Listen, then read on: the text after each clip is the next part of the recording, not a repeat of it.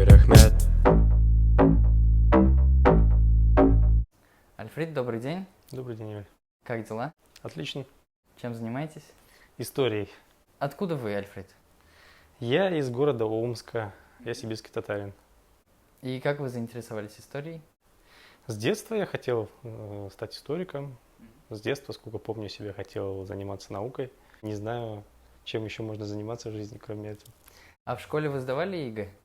Мы попали на ЕГЭ, это, по-моему, самый первый год был. Мгм. И как прошло?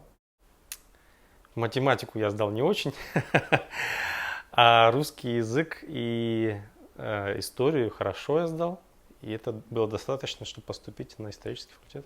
А сейчас вот разговоры идут по поводу обязательного ЕГЭ по истории. И какое вообще отношение к этому? То есть нужно ли всем сдавать обязательный ЕГЭ по истории? Ну, это такой вопрос в России философский. Нужно ли, как это должно происходить? И тут можно 1001 ответ дать. Если говорить, например, с точки зрения национальных культур, то, безусловно, ЕГЭ просто их убивает и уничтожает все эти национальные культуры, потому что нету, кроме как на русском языке, единого государственного экзамена. Что вроде как нонсенс, но как бы это есть. Бороться с этим практически невозможно.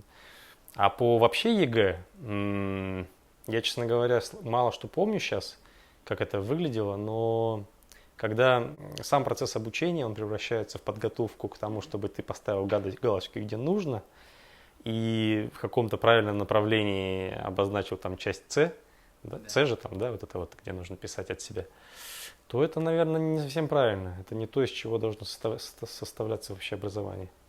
Ну, тут много разных проблем. Вот я недавно себя поймал на мысли, что в нашем мире, по крайней мере, в той среде, с которой я сталкиваюсь, очень важно формулировать мысли и писать тексты.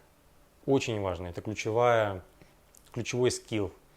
Начиная там с журналистами, которые приходится иметь дело, с историей в университетской аудитории, с публичной историей и с какими-то политическими процессами, которые не видны глазу, но они происходят постоянно, и когда имеешь с ними дело, это производство текстов.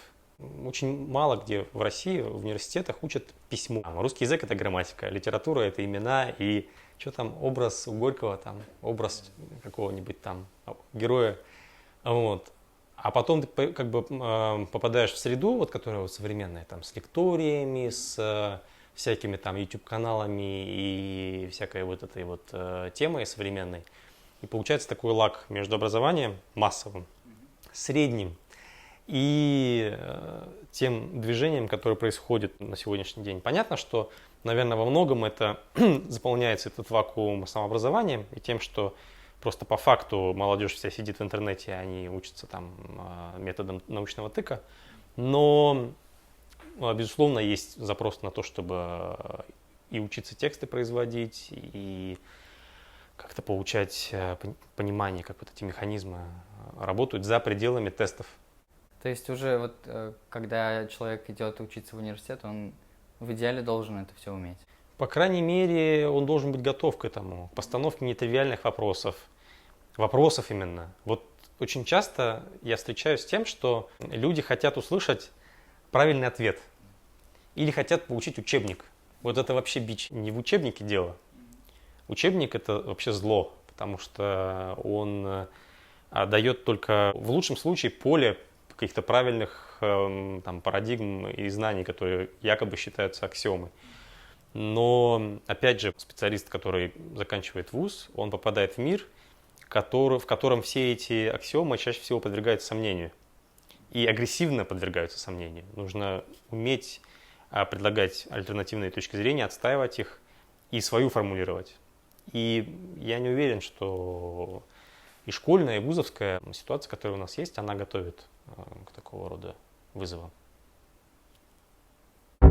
Окей, рахмет. Окей, рахмет. Окей, рахмет. Как жизнь вообще связала с Амстердамом? Случайно я хотел заниматься наукой и искал себе учителя, искал среду. И хотел и в Казани, и в Петербурге учиться, может быть, где-то еще там в Германии. Искал, в общем, И так получилось, что я нашел вот в Амстердаме себе профессора, учителя. И так получилось, что и грант в это время был. Ну и вот в итоге 11 лет меня связывает с Амстердамским университетом, так или иначе. Это интересный опыт такой. Я поехал напрямую из Омска. То есть для меня это вообще был такое как бы открытие мира и во многих разных аспектах, не только в научном, просто в бытовом даже. Меня с Казанью и со столицами вообще ничего не связывало. Я не какой-то там мажорик, у меня нет богатых родителей, не было никогда никаких влиятельных покровителей. Так вот как-то получилось. То есть это реально, и сегодня тоже обычному студенту из России поехать за границу учиться без такой финансовой подушки на грант? Да, конечно. Дело же ведь не в финансовой подушке и не в каких-то связях там или в правильно подобранных там знакомствах, а в том, чтобы была цель, и, наверное, для этого не обязательно ехать за границу там или вообще куда-то ехать. Разные же бывают траектории. Вот у меня такая траектория получилась, которая меня сейчас вот вырулила на ту ситуацию, что я между там Голландией и Казанью в данный момент. У кого-то могут быть другие сценарии и траектории. Главное это, чтобы видеть цель впереди, для чего ты все это делаешь. Ну и работать с утра до вечера. В 2018 году вы получили грант от Евросоюза, по-моему, 1,5 миллиона евро, вот на что пошли эти деньги? Мы сейчас как раз пишем первый финансовый отчет, и это очень актуальный вопрос. На что пошли деньги? Поддержка студентов. Мы взяли 2 аспирантов, которые занимаются разными аспектами истории мусульманской индивидуальности в Российской империи и в Советском Союзе. Они в течение 4 лет будут писать диссертации. И помимо этого, до того, как разразился кризис мировой, мы организовали конференции, экспедиции. Я, кстати, на следующей неделе опять поеду в экспедицию. Так что у нас работа кипит. И как бы основное это работа с частными архивами, с людьми, с их воспоминаниями, с их артефактами, какими-то реликвиями, которые у них дома зачастую хранятся. И мы вот точно так же, вот как вы сейчас, записываем то, что людей волнует, что они хотели бы рассказать о себе и о своих близких. Наш проект позволяет поднять такие философские вопросы о том, что такое человек, как строится мировоззрение человека, особенно за пределами национальных парадигм. Что зачастую вот в современном мире, в течение вообще 20 века, национальные линзы и взгляд на мир через призму национальной границы, он был очень популярен, до сих пор как бы вот владеет умами. И это мешает, по крайней мере, вот вообще много в чем может мешать, но в научной парадигме точно. Если смотреть только через призму привычных национальных категорий, то пропускаешь вещи. А если это немножко отключить и посмотреть изнутри, глазами тех людей, которые тогда жили, пользоваться их категориями, их языком, их мировосприятием, попробовать почувствовать вот это вот все через через правовую культуру, предписания какие-то там, исключения, порицания, наставления, личную переписку, представление о детстве, дружбе, любви, смерти. Вот такого рода вещи мы поднимаем и хотим очень подробно изучить. Может быть, даже у нас это все выльется далеко за пределы одного проекта, потому что за 4 года, конечно, это все, вот прям вот это все объять не получится. У людей, которые в те времена жили, у них вместо вот национальной линзы какая линза была?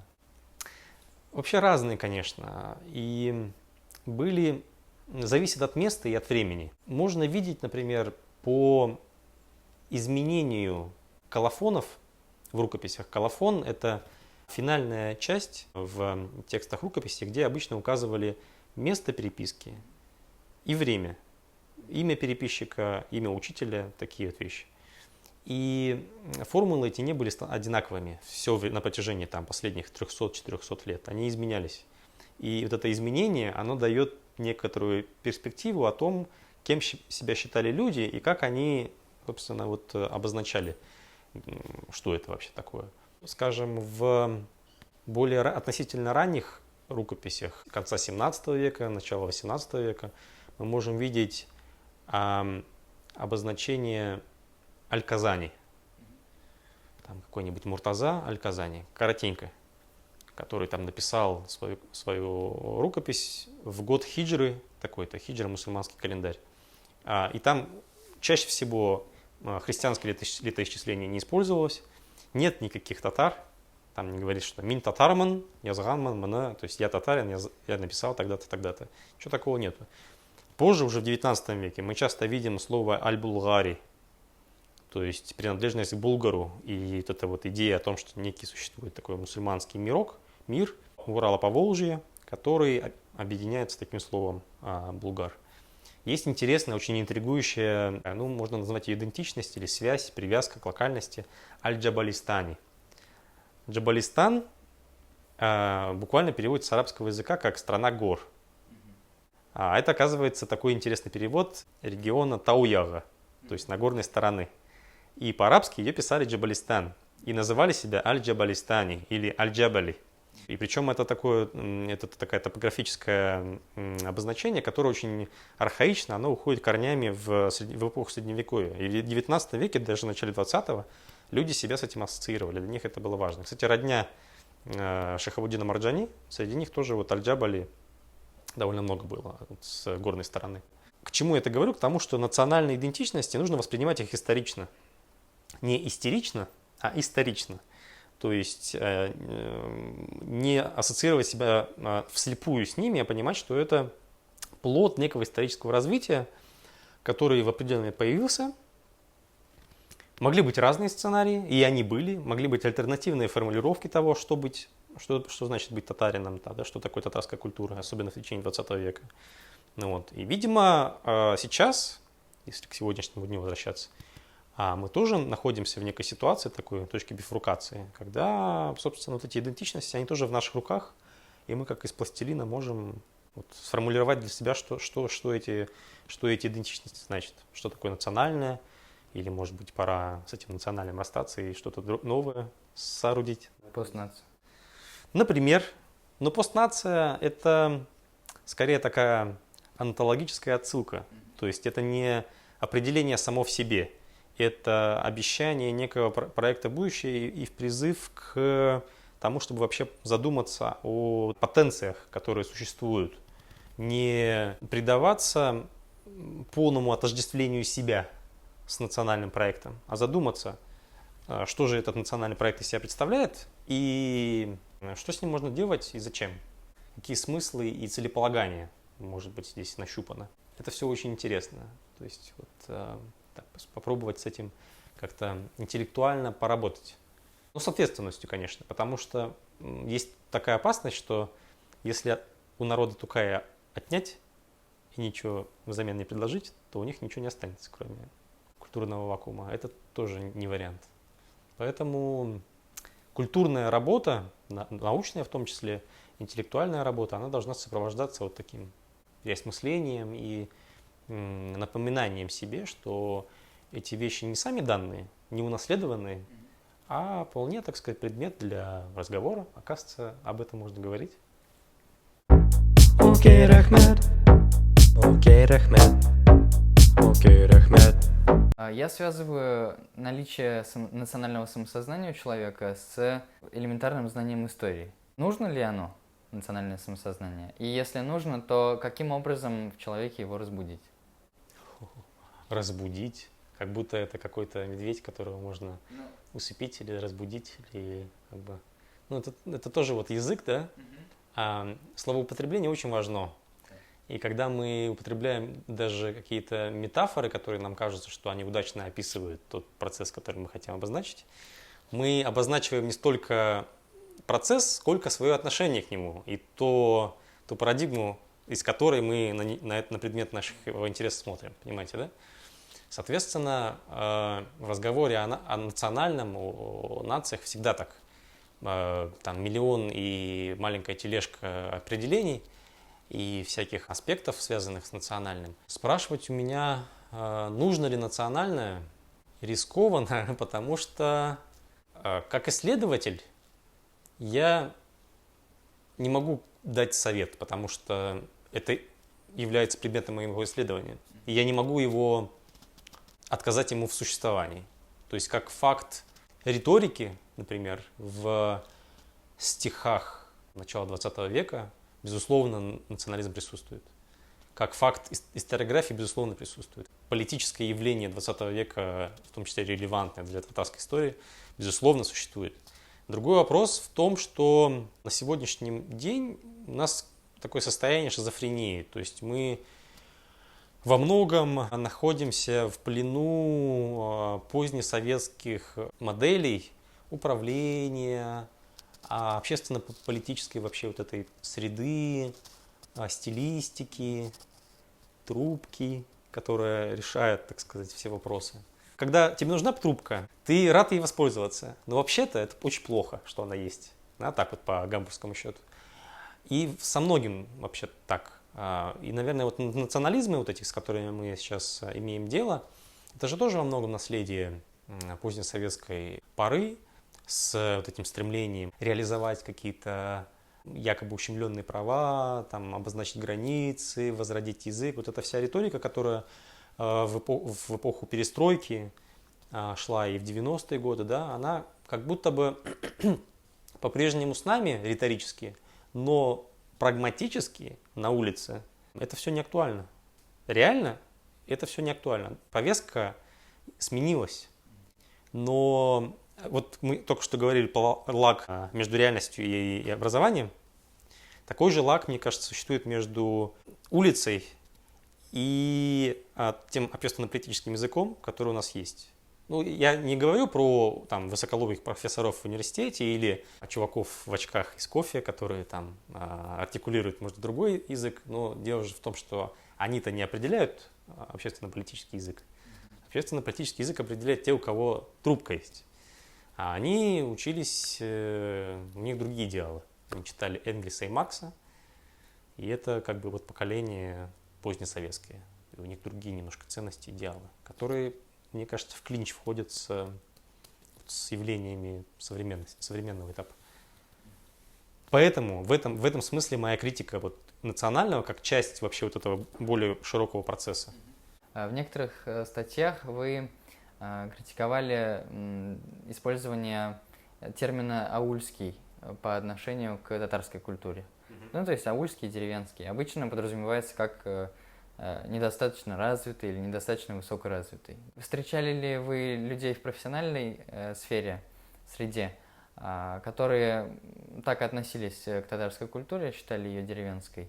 И если вообще просто в своей жизни встречаешься с таким человеком, то что возразить? Что с ним делать? Дело ведь не в аульских. Дело не в риторике в этой, хотя она тоже есть. Есть то, что там некоторые мои коллеги называют лингвистическим расизмом, то есть какие-то словечки, которые выстраивают иерархию между людьми, используя некоторые отсылки к национальному. Например, там, имитация татарского акцента в определенных ситуациях, чтобы, так сказать, показать, ну, вы же понимаете. Или слова там, ой, матур, ну это ж матур, вот посмотрите. То есть, подразумеваешь, что некрасиво совсем. Как бы кич. Да? Мне кажется, что корень такого рода явления, он, конечно, лежит не в словах, а он лежит в идеологиях и вообще в том, как устроено пространство, и в первую очередь общественное пространство. Потому что вот в Казани, скажем, если смотреть со стороны, то это просто великолепный кейс для изучения такой вот конкуренции и борьбы за буквально каждый кусочек, камушек вот на улице.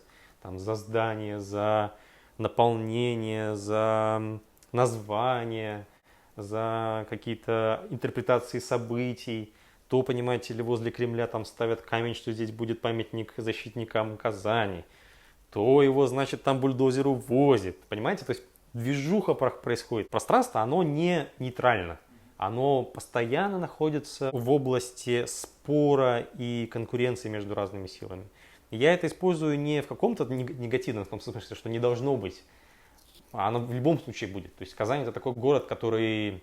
It's fated to be like that. Он был рожден быть в противоречиях. Вроде бы есть вот это вот традиционное там разделение на татарскую часть города, там, за Булаком и центральную русскую часть, но в реальности это ведь не было такого четкого разделения.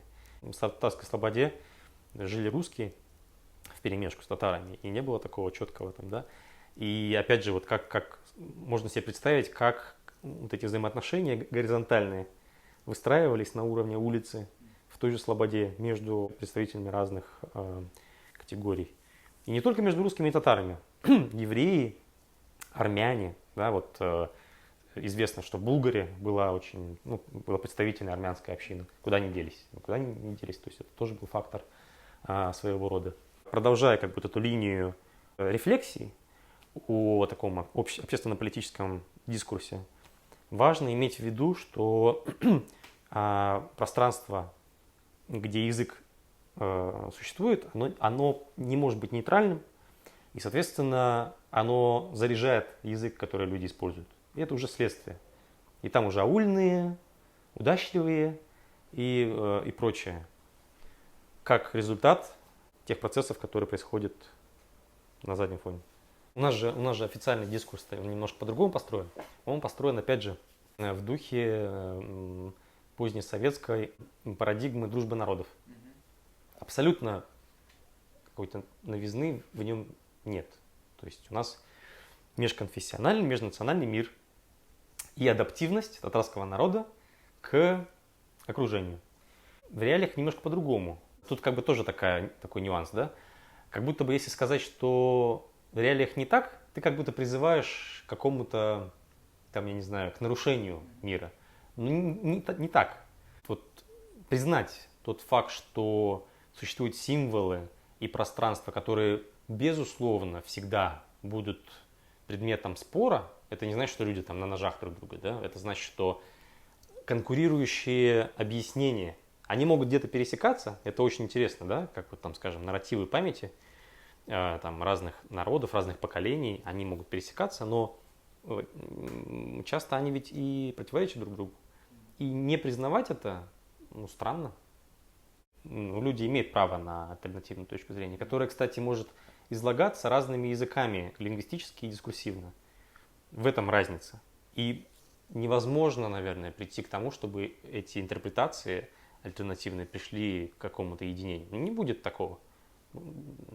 Не потому, что люди не хотят идти на уступки, а просто они по-разному видят. Что-то замечают, что-то нет. И это, наоборот, обогащает. Это классно. Недавно в одной из статей в «Бизнес онлайне» вы писали о татарском взгляде на историю. Что это за взгляд и какие у него особенности? Вопрос с подковыркой. Да? Как я, крайне подковырку могу для себя интерпретировать, то есть не значит ли это, что есть некий взгляд, вот именно такой, очевидно, национальный, татарский, который можно описать, и вот он вот поддается некой объективизации. Ее можно описать и, так сказать, представить миру. Сущности татарского взгляда, наверное, и нет, но метафорично так можно обозначить набор вот как раз вот этих альтернатив и взглядов на целый ряд вопросов, который артикулировался предками татар и теми, кто называли себя татарами уже там ближе к 20 веку, в области социальных отношений, там, да даже по отношению к телу, к понятию политического, в этом смысле. То есть это категория мировоззрения, которая не является чем-то статичным, а является предметом изменения во времени и синхронно тоже гибридно и различается. То есть там в синхроне есть разные точки зрения, но которые, в принципе, описываются одним близким языком, который, если взять вместе, то он, скажем, отличается от внешних каких-то там, да, артикулированных на других языках. И, соответственно, с течением времени эти категории, они изменяются. Скажем, я могу отослать наших зрителей к моей статье про ключевые категории татарской культуры на сайте Арзамаса. И там я попробовал взять несколько таких примеров и показать, что эти категории, их значение со временем изменялось. Слово одно и то же, но оно со временем изменяется. Хороший пример – это миллят. там, скажем, в текстах до конца 19-го, начала 20 века вообще слово «миллет» практически не используется. Оно не было в обороте. Потом оно появляется именно в такой вот лексике общественно-политической, связанной с представлением о таком национальном единстве, формировании нации. Соответственно, в советское время немножко изменяется крен, там, да, религиозная часть этого исчезает. И вообще в целом миллет, по большому счету, не нужен был советскому проекту. Им нужен был скорее такой татар-халка, татарский народ с фольклоризированной культурой, но не миллет со своим там имперским проектом и прочее. То есть такой, практически это противоположные такие проекты. И вот сейчас вот мы сейчас остались со словами, и миллет у нас есть, и татар-халка у нас есть, и мы вроде бы думаем, что мы знаем, что это значит, но реального содержания у этих слов сейчас, вот в 2020 году в Республике Татарстан у этих слов значений нет.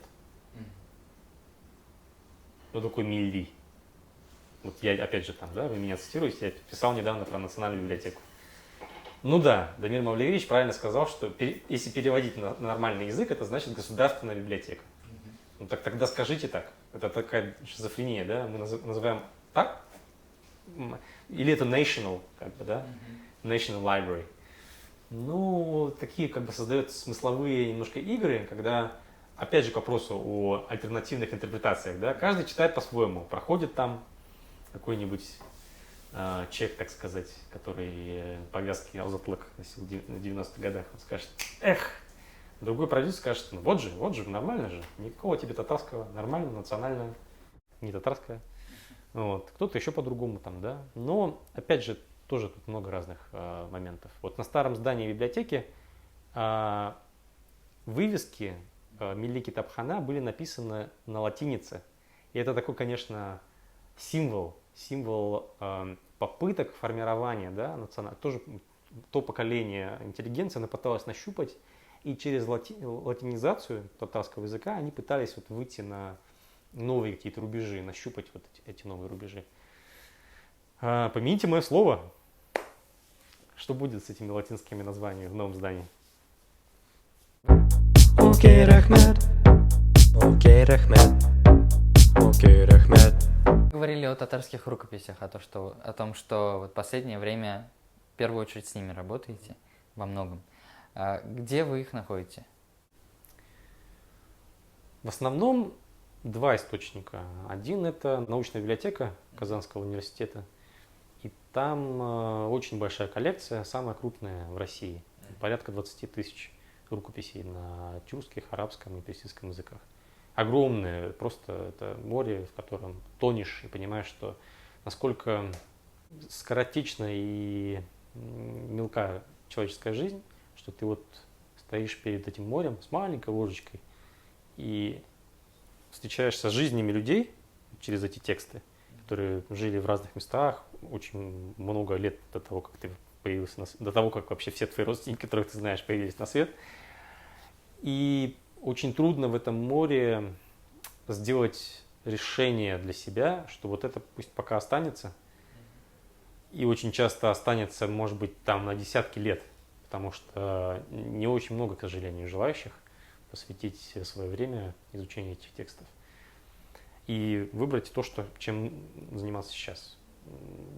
Этот проект, который сейчас у нас есть, он, конечно, позволяет как-то масштабировать, то есть поручать людям, чтобы они помогали.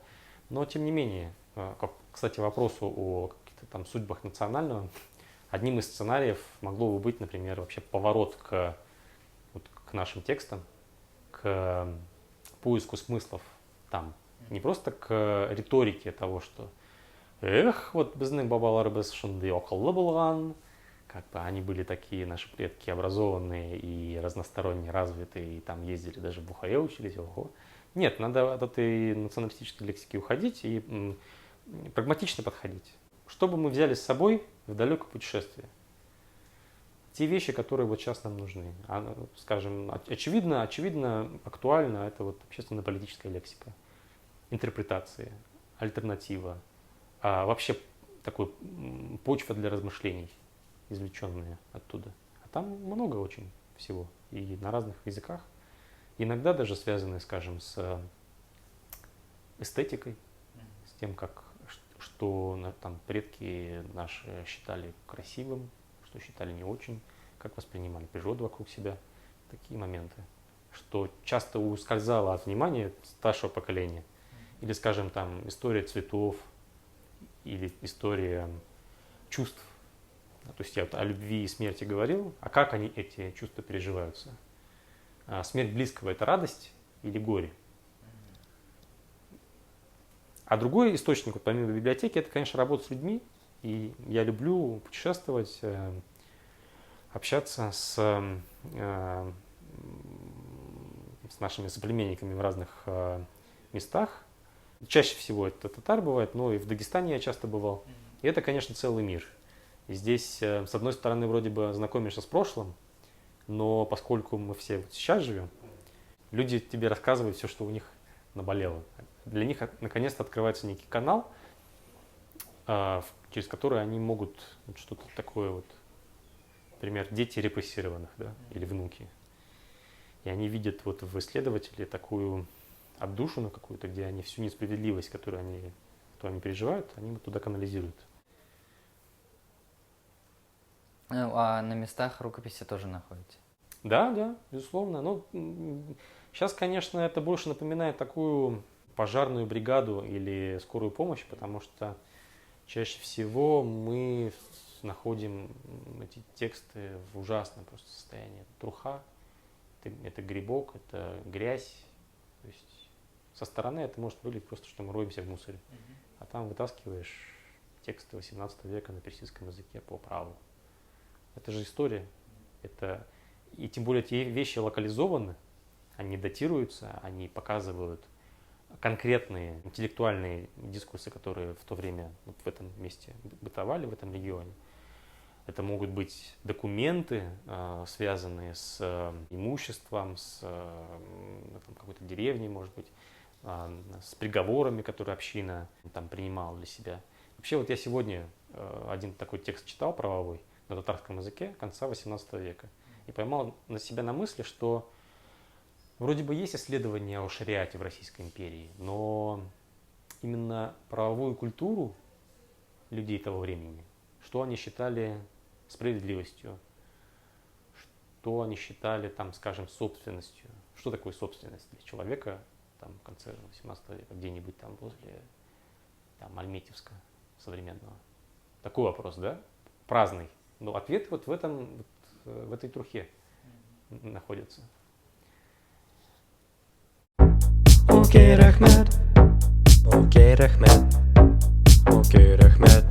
И сейчас уже никто не занимается рукописями, поиском, сохранением. Ну, почему? Собственно, у нас есть коллеги и старшее поколение, и среднее поколение, но здесь вопрос такой, что насколько наши исследования, они являются частью общественного запроса, и приносим ли мы пользу обществу. Должны, вообще-то. Да? То есть у меня в голове такое гумбольдтовское видение о том, что вообще ученые должны служить людям. И там вся эта глупость про чистую науку и там все такое, это тоже все актуально. Вот. И я уверен, что у письменного наследия, даже у надмогильных памятников, есть потенциал для того, чтобы нести какие-то смыслы и некий заряд, служить поводом для раздумий и новых переживаний, новых траекторий интеллектуальных.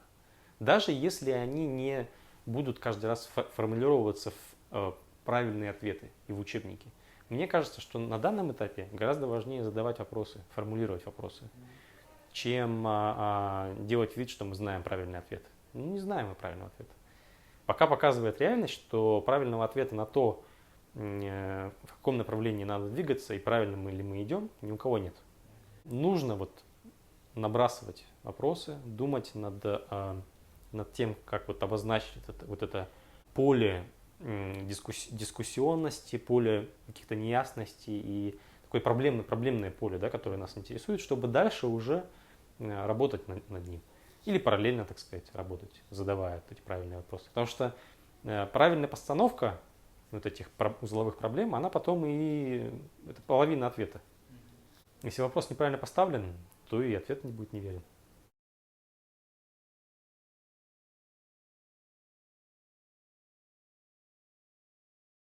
То, что сейчас мы делаем, да. Но вот как бы совсем недавно я был профессором Европейского университета в Санкт-Петербурге.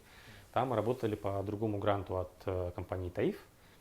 И тоже как бы я думаю, что я уверен, что за то время, которое мы там работали, это было очень продуктивное время. Мы воспитали там целый ряд студентов, часть из них сейчас со мной в Амстердаме. Кирпич за кирпичиком потихоньку вот в своем направлении мы стараемся что-то делать.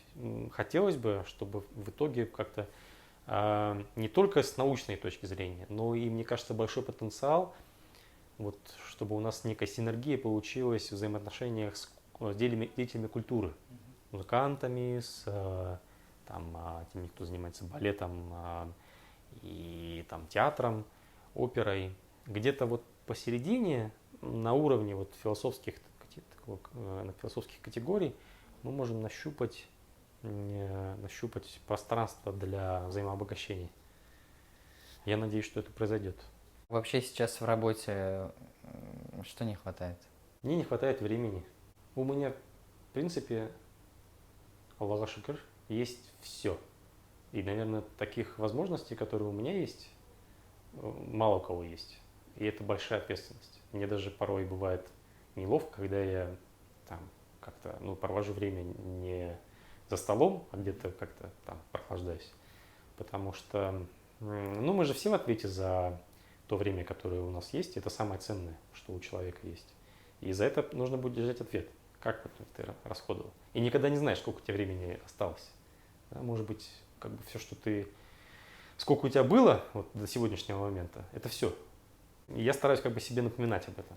Там, скажем, походы на кладбище, они очень отрезвляют. Там часто вот на татарском кладбище на могилах написано «Аль-мауту айбра», то есть смерть – это наставление. И когда смотришь на могилу ушедших людей, ты понимаешь, что надо успеть что-то сделать. И то, что ты думаешь, вот сейчас вот сейчас я научусь, я вот сейчас вот там, может быть там какой-то грант, а может быть там сейчас вот я кого-то воспитаю. Этого не будет ничего, или может этого всего не быть, если ты не будешь это делать сейчас. Нужно сейчас это сделать. И думать, насколько то, что ты сделаешь, оно вообще нужно будет. И ты сделаешь это как тяп-ляп, и это будет как бы очередное там чье-то недоразумение. Или ты сделаешь что-то, что даже если ты вот сейчас умрешь, это останется там, и хотя бы кто-то это потом подхватит и понесет дальше.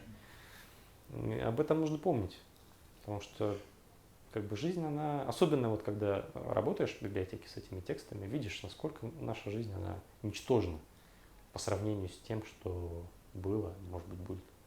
Вот чего не хватает. Наверное, не хватает вот этого осознания до конца, насколько время ценно, и мы его пропускаем, как песок между пальцев. И самого времени, конечно, катастрофически не хватает на важные вещи. Вообще сейчас история татар в каком положении находится? Есть институты, которые изучают, есть люди, которые изучают, историки.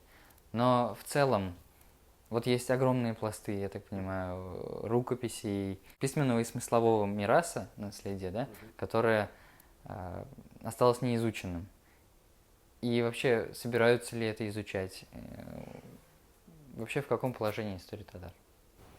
С одной стороны, я должен там сказать пару слов о том, что вот там, да, много сделано, что существует там, издаются книги, статьи, есть коллеги, защищают диссертации и прочее. Но мы всегда должны быть голодны интеллектуально, да, и самовосхваление – это, наверное, самый верный признак того, что что-то идет не так. Первоочередная задача, которая сейчас стоит, это воспитание молодого поколения и кадров. И, может быть, даже не столько профессиональных кадров, сколько вообще такого движения сочувствующих. И этих сочувствующих должно быть очень много. Такое должно быть общественное движение. В городской среде, чтобы стимулировать у разных слоев населения, у разного рода людей интерес к исторической тематике. И, кстати говоря, не только татарский. В целом, так сказать, быть в авангарде, в целом такого интеллектуального движения и задавать собственную повестку дня. Формулировать то, что было бы интересно не только там 3-4 специалистам в мире. Это первое, то есть то, что касается такого подготовки, некоторого расширения аудитории исторической науки и подготовки кадров. Эта подготовка, она, соответственно, это первая задача, она с собой несет вторую амбициозную задачу, это вызов концептуальный. Насколько вот тот язык исторической науки, которым владеет там, татарская история, условно говоря, она разнообразна и насколько она участвует в дебатах, которые существуют сегодня в гуманитарной науке там, на международной арене. Звучит претенциозно, но в то же время это такая практическая необходимость. То есть если вы не участвуете напрямую через рецензии, через участие на семинарах, конференциях, через предложение идей, которые интересны коллегам в других местах, то тогда, получается, вас нет на карте, на самом деле, оказывается. И мир, вот этот производство знаний в современной ситуации, он очень конкурентный и такой агрессивно-безжалостный. Очень мало в реальности научных позиций, академических, преподавательских позиций в мире. Исследователи мало где могут себя чувствовать в безопасности и комфорте, где у тебя там постоянный контракт, и ты можешь заниматься чем хочешь. Вообще такого нет. Временные контракты, очень много преподавания и темы, которые поддерживают гранты. Да? И ты ищешь, ты подстраиваешь себя под какую-то модную тему и пытаешься получить постоянное место, потому что у тебя семья там, и вообще тебе уже там, под 40 лет. Соответственно, в тех условиях, скажем, в Казани немножко отличается, да, то есть здесь, если ты получил место, то ты можешь уже, так сказать, писать историю деревни одной всю свою оставшуюся жизнь, и это все будет безнаказанно. Но все-таки вот эта амбиция и императив участия на международных площадках, он существует. И, конечно, тут без вопросов, нужно писать по-английски. По-английски просто нужно было начинать вчера, а сегодня у нас должны каждый год выходить исследования наших исследователей о себе и о других, да, на английском языке. Потому что в реальности татароязычная аудитория очень маленькая. В реальности даже русскоязычная аудитория довольно узкая. А это значит, что ты, когда ты пишешь на русском языке, ты заужаешь свою аудиторию, и ты не обращаешься к более широкому кругу. Наверное, здесь еще более важно это те источники, те авторы, с которыми мы спорим в своих статьях и в своих работах. С чьи идеи вы артикулируете, с кем вы находитесь в диалоге.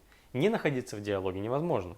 Нужно читать книги современные по колониальной истории Индии, костюму Франции и современному музыковому ландшафту в Стамбуле. Почему? Потому что это то, что вот сейчас можно назвать это хайпом, можно назвать это актуальными исследованиями, но мне кажется, важно находить какие-то нити и выстраивать мостики к более широким темам. Тогда и вот эта узкая тематика татарской истории, она по-другому заиграет, будут новые темы открываться, большее количество людей с этим себя соотносить и как-то цитировать и взаимодействовать. Недавно в Принстонском университете, по-моему, вышла книга Ахмада Шамси, которая посвящена открытию заново арабской классики на рубеже 19-20 веков. То есть он говорит, что мусульманские реформаторы в Египте в это время вновь открывают для себя значимость классической арабской литературной традиции. Окей. Фишка в том, что книга начинается с эпизода, где фигурирует арабская рукопись по мусульманскому праву, переписанная неким татарином из Казани. И эта рукопись хранится в Стамбуле. То есть вот этот маленький эпизод, он не должен служить таким маленьким примером националистической гордости. Ага, вот видите, даже в Принстоне пишут о нас. Должно быть, мне кажется, нечто другое, задумчивость о том, что вот в этих транснациональных контекстах и в процессах, которые происходили на Ближнем Востоке, в том числе, как казалось бы, не связаны напрямую с там, то, что мы называем татарской историей, татары, мусульмане, Россия, они играют определенную роль. И эта роль не может быть сведена просто к эпизодической. Здесь важно тоже, вот, чтобы мы со стороны вот, российского контекста приходили и говорили, секундочку, это неспроста, что вот в этом диалоге, в этом процессе возрождения арабской классической литературы российские мусульмане тоже играют определенную роль. Это то, что мы должны говорить, и мы вот в это маленькое окошко должны прямо с ногами, и руками и головой туда вот проникать и использовать это как повод для разговора. К сожалению, чаще на сегодняшний день это делают зарубежные исследователи. Они туда приезжают, в Казань и в другие места, они артикулируют татарскую историю, пишут на английском языке, презентуют ее. И много довольно, вот, если посмотреть, за последние 10-20 лет очень много исследований вышло на зарубежном, на международном рынке. И, к сожалению, татароязычная, даже русскоязычная литература, она довольно маргинально выглядит на этом рынке. Вот эту ситуацию надо переламывать. Или, по крайней мере, участвовать в ней. Окей, рахмет. Окей, рахмет. Окей, рахмет.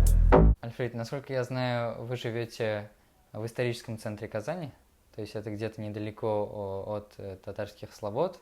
И вопрос, как к жителю этих мест, как вы считаете, как они должны развиваться дальше? То есть должна быть восстановлена историческая архитектура, и так архитектурно она должна быть законсервирована? Или они должны идти дальше, не опираясь только лишь на вот эту историчность? Можно их как-то менять внешне тоже? Хороший вопрос. Во-первых, конечно, ничего восстановить не получится. Потому что восстанавливать? Там, середину 20 века, начало 20-го, там, или пофантазировать по поводу того, что было до этого. Проблема, которая сейчас есть, и я так понял, что над ней думают сейчас, это пустота, которая в центре есть. И она немножко грустная, потому что немножко противоречивая. С одной стороны, в центре очень шумно, прямо очень шумно. Вот, начиная с улицы Вишневского, которая просто хайвей, и там не слышно, когда с тобой кто-то разговаривает. И улица Тукая, улица Московская, тоже очень шумные улицы. Там ездят какие-то ужасные грузовики, постоянный поток машин. То есть, с машинами, наверное, ничего нельзя сделать, но с грузовиками, наверное, надо подумать, как вот их из центра, наверное, как-то переместить. Вот. И, конечно, проблема того, что центр пустой. То есть там людей, которые себя ассоциируют с центром, вот с этими местами, их довольно немного. Я вижу одних и тех же людей каждый день, там, которые населяют, их буквально по пальцам можно пересчитать. И это ненормально. Кажется, этим хотят заняться. Что из этого получится, тоже вопрос, потому что в центре земля дорогая, будут строить элитное жилье, и будут жить люди, и будут ли там жить люди. Вот видно, что часто там, скажем, в каких-то элитных домах скупают недвижимость, там никто не живет, используют как такое выгодное вложение. А в целом, возвращаясь как бы к нашим разговорам про идеологию и наполнение пространства, конечно, должно быть видение и у градостроителей, и у руководства городом, куда движется вообще это пространство. Не должно быть как в Махачкале, когда ты вот идешь по пешеходному переходу, и там бабах какое-то дикое вообще, ни с кем не согласованный там ларек появился, да.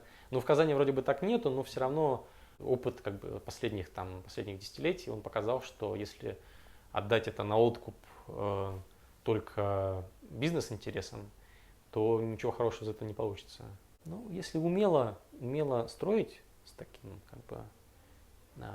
с пониманием, видением, что там будет дальше, то, может быть, и какие-то новые истории появятся там. Не надо жить постоянно. Странно слышать, наверное, это от историка, но жить постоянно прошлым – это неправильно. Прошлое нам нужно только для того, чтобы извлекать оттуда что-то полезное. А следующее поколение будут возвращаться к нам и опять же к этому прошлому, что-то другое будет из него доставать, если мы будем достаточно разумны, чтобы вообще это дело сохранить. А если все это сгниет, то наши потомки будут нас проклинать. Окей, Рахмат, это был Альфред Бустанов.